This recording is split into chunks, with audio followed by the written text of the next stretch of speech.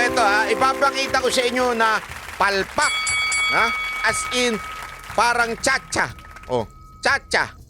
Palpak. Ha? Parang ang layo ng banat baya. Oo nga, medyo. Naisip ko lang, bakit ba? Hindi, kasi palpak ho talaga eh. Ito ha, panoorin nyo ito. May papakita ko sa inyo. Ito.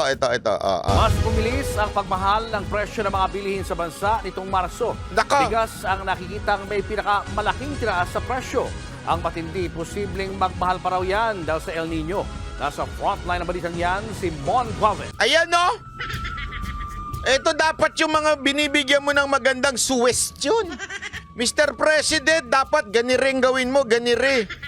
Oh, para medyo umano tayo, ano nangyayari? Tuloy-tuloy ang pagtaas, ika nga, ng bilihin. Alam niyo ibig sabihin ng inflation? Para sa mga hindi nakakaalam, ano ba ibig sabihin ng inflation? Yung kakayanan ng tao na magbumili ng isang bagay. Kasi wala namang problema. Kunwari, halimbawa, bakit? Ito, halimbawa lang naman po ito. Kasi nag-uusap nga kami kanina tungkol sa Japan kasi may plano kaming uling bumalik ng Japan. Nag-uusap kami ng mga kagers tungkol sa Japan. Magkano ba yung presyo ng kape? 'Di ba? Sa Japan, ganito kamahal. Bakit dito sa atin mas mura? Isipin nyo to ha, parehong Starbucks yun. Pero bakit lintik ang mahal sa Japan? Bakit dito mas mababa? Anong ibig sabihin? Mas kalidad ba ang Starbucks sa Japan? Hindi naman po. Pareho lang yan eh. Isang kumpanya lang yan eh. Alam nyo kung bakit to? Kasi nga ho, mas may kakayanan ang mga Hapon na bumili ng mas mahal. Kaya okay lang kahit mahal. Diba ho? Yung mga bilihin doon. Kaya nga, yung mga taga-ibang bansa, halimbawa Singapore, mga taga-Japan, taga-US, pag pumunta sila dito, namumurahan. Bakit to? Kasi nga ho, dahil mataas ho yung kanilang sahod. At ang atin naman po, pag pumunta tayo sa ibang bansa, namamahalan. Pero sa totoo lang, chipipay na ho sa kanila yun. Diba? Kaya nga, tuwing nagdo-Don Quixote kami, iniinsulto ko nito ni Jing Corpus, akala mo kung sinong mayaman eh. Bakit kayo bumibili dyan sa Don Quixote? Mumurahin lang yan. Pero sa amin, mahal na ho yun. Yun na ho yung pinakamahal. Di ba? Bakit to? Ibig lamang sabihin, yung purchasing power natin, mababa. Tapos, habang mababa, nananatiling mababa ang sahod, pababa ng pababa ang sahod, lintik. Pataas ng pataas ang presyo, lalo na ng bugas. Parehong may regular na trabaho ang mag-asawang sina Rick at Cha Audal na taga Mandaluyong. Sa hirap ng buhay dahil sa pinag-aral ng mga anak, nagtayo pa nga sila ng sari-sari store at naglalako ng merienda para pandagdag kita. Ang sarap nun, saba.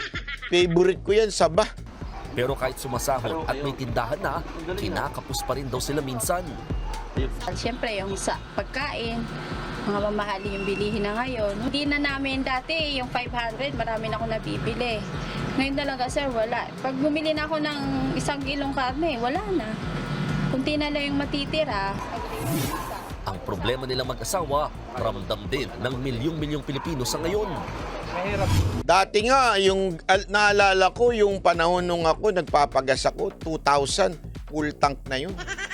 Grabe ngayon ha, ang full tank. Napapa-full tank ka talaga eh.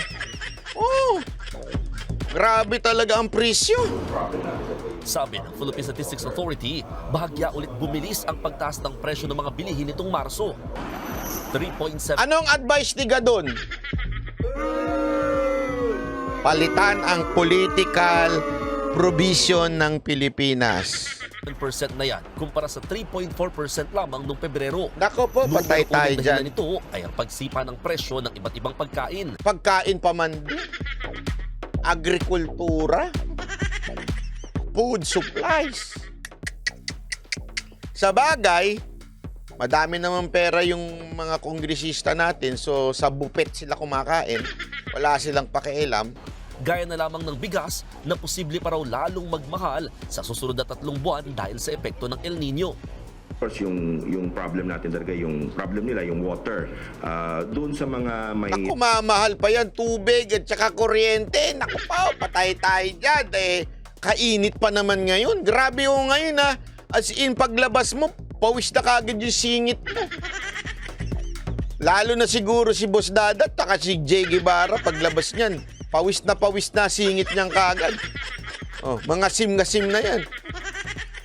Di totoo, as in, ako, hapon na nga ako nagigising, pero pagka punta ko pa lang sa parking, pagpasok ko pa lang doon, pinapawisan na yung leki-leki ko. Access to irrigation, of course, sinasabi nila na okay yung production nila. Pero doon sa ibang areas naman na walang access, Grabe, mapait pa. Inaamoy pa yun, ginaganon pa. may mga nagre-report na may mga damages na sila unless there is really some intervention, no, na mangyayari sa market na biglang bababa yung presyo. Wala kaming nakikita sa ngayon. Bukod sa bigas, isa pang nagpalala sa inflation ay ang pagtaas ng gastusin sa transportasyon. Yun! Gaya ng pagtaas ng singil sa petrolyo Yun! at pamasahe sa tricycle. Naku pa! Tumaas din ang presyo ng Tapos ang dami pa mga scammer na mga tricycle. Lalong-lalo na yung mga pedicab na mga adik sa Malate. Anak ka ng weteng. Dami dyan. Naglipa na yung mga adik uli. Dati nabawasan na yan eh. Ngayon naglipa na uli. tinapay at mga sangkap nito. Nagmahal din doon ang presyo ng Sabi dito isa, anong malay mo maging 20 pesos na lang ang bigas after political provision? Itanong natin kay Gadon. Ihanda mo na, Boss Dada. Interview natin si Gadon. Kung magiging 20 pesos ba ang bigas pagka nagkaroon ng political provision, political change in our country. serbisyo sa mga restaurant at accommodation. Kabilang na yung gasto sa pagta-travel. Pero kung may tumaas, meron din namang nagmura. Ano Gaya yun? ng presyo ng isda, mantika, Oh. gulay at asukal. Oh. Ayan yan, puro asukal na lang kainin natin. Puro na lang ano. Ngayon, nananatiling pasok ang inflation ng bansa sa 2 to 4% na target ng gobyerno para sa taong 2024. Laks naman ha. Nagbabalita mula sa frontline. Nako naman, sinasabi ko sa inyo, Ay, kasi ang tigas ng ulo ninyo eh. Sinasabi ko naman sa inyo, sino ba may kasalanan yan? Yung mga hirit ni Gadon. Sino ba kasi naglagay dyan sa tao na yan?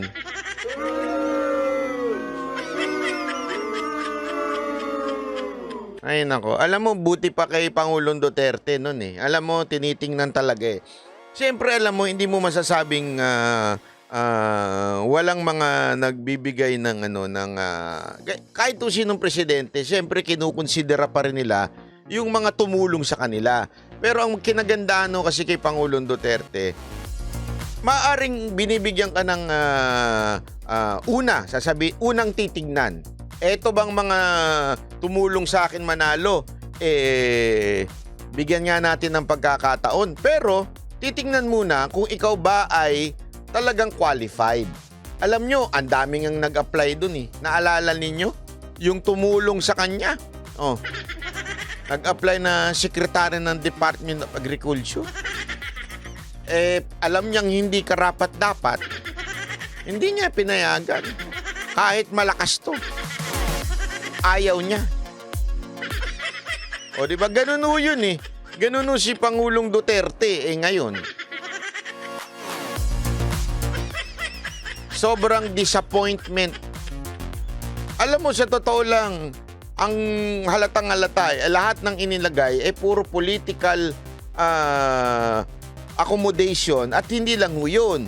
Aside from political accommodation, yung pang mga politiko ang nilagay.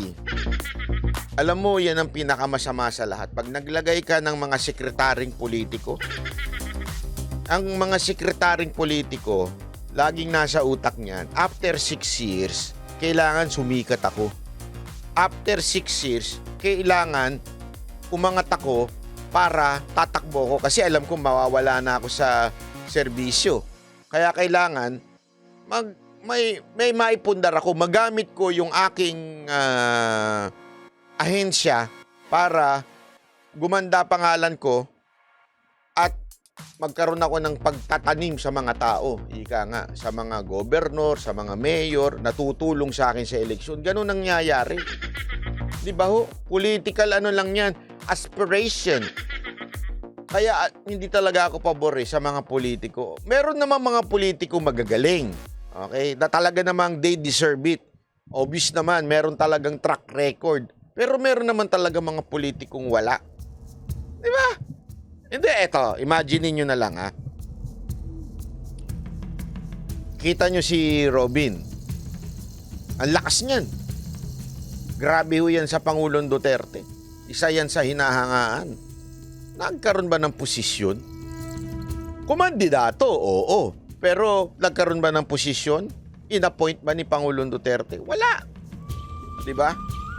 Kaya nga alam mo, yan yung mga bagay na maganda. Kasi una-una, aside from hindi naman opportunista din si Robin, talagang hindi naman ganun ang ating Pangulong Duterte. Ngayon.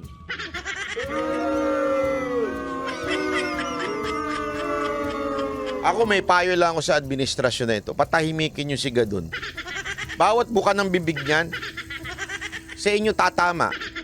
Hindi ako, walang biro ito Suggestion ko lang naman po ito. Patahimikin nyo si Gadon. Pag dumaldal yan, kayo ang kayo ang, alam niyo yun, kayo ang tatamaan. Yeah?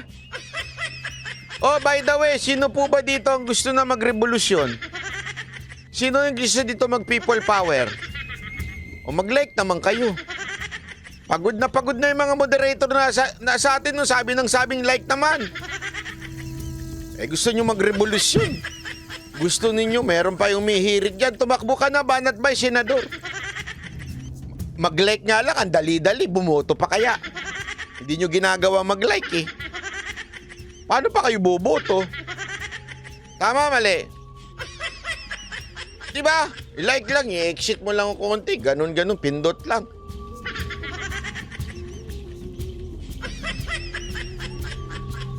Eto pa may papakita pa ako sa inyo. Baka akala ninyo, nagloloko ho ako. Eto, importante ito. Marami tayong matututunan dito pagdating sa, mamaya may sasagutin akong abogadong bobo. Hindi ho yung na-disbar. May isa ba tayo sasaguting abogadong bobo? Ito. Pagkontrol sa pagmahal ng mga bilihin at serbisyo ang pangunahing inaalala ng mga Pilipino ayon po yan sa survey ng Pulse Asia. Nako! Napakalinaw Napakalinaw. Ito ang concern ng taong bayan. Mamaya, itutuloy ko yung ating analysis yan dito. Sa mga ipinakitang issue, pinapili ang mga respondent ng hanggang 3 isyung dapat agad aksyonan ng administrasyon. 70% ang pumili sa pagkontrol sa inflation o yung bilis ng pagmahal ng mga bilihin at serbisyo sa bansa. Halos dami yan ng mga sumagot sa inflation bilang urgent national concern sa December 2023 survey. Kabilang din sa mga isinagot na urgent national concern ang pagtaas sa sweldo, paglaban sa katiwalian at korupsyon, paglikha ng mas maraming trabaho at pagbabawas sa kahirapan. Eto, papaliwanag ko lang sa inyo kung bakit ganire ang nangyari sa survey na yan. Eto diba? Kaya paulit-ulit ko sa inyo sinasabi yung walang kakwenta-kwenta na iba pang mga issue. Etong survey na ito, nagpapakita lamang na walang pakialam ang mga Pilipino sa politika. Diba? Paulit-ulit ko sinasabi sa inyo yan. Excited kayo masyado dyan sa ganitong expose or chismis o whatsoever. Sabi ko sa inyo, hindi yan tatama sa puso ng mga Pilipino para magising sila sa kanilang diwa at sabihin nilang, tama na, ayoko na, sobra na. Hindi magigising ang Pilipino sa politika. Because ang tingin ng mga Pilipino sa politika, away lang yan ng mga politiko. Kaya nga ang init ng ulo ko pagdating sa mga punyetang expose.